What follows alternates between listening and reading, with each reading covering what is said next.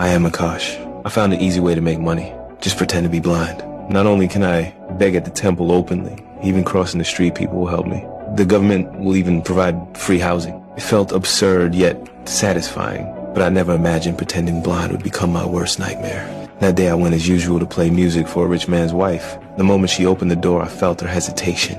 She didn't want to let me in, but I had already taken the deposit. There was still a big payment waiting after the show. I couldn't back off. The old neighbor lady heard the noise and came to check. To avoid trouble, the wife finally let me in. After making sure I was really blind, she let me sit at the piano. The moment my fingers touched the keys, I saw a body lying in the middle of the living room. Fear rushed through me, but I couldn't show any reaction. I made an excuse to use the bathroom to calm down, but that was just the beginning of terror. The killer was standing right behind me with a gun. I could almost hear my own heartbeat. I knew even a tremble could cost me my life. Back in the living room, I finally saw the dead man's face. It was the rich man himself. Fear flooded me like a wave, but I had to stay calm and keep playing. The woman pretended to call her husband.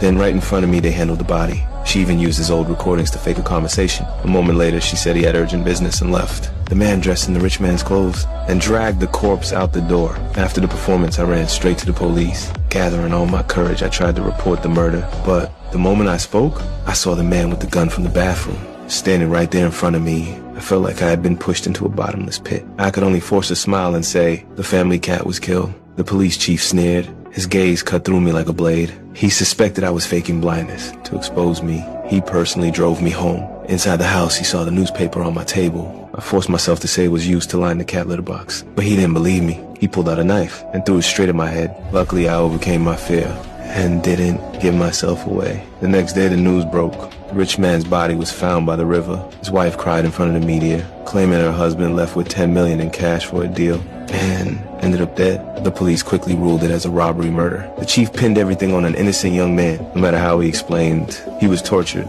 until he confessed. Soon I was called in to give my statement as the last person who saw the rich man alive. I listened as they read out the fabricated testimony, and I could no longer stay silent.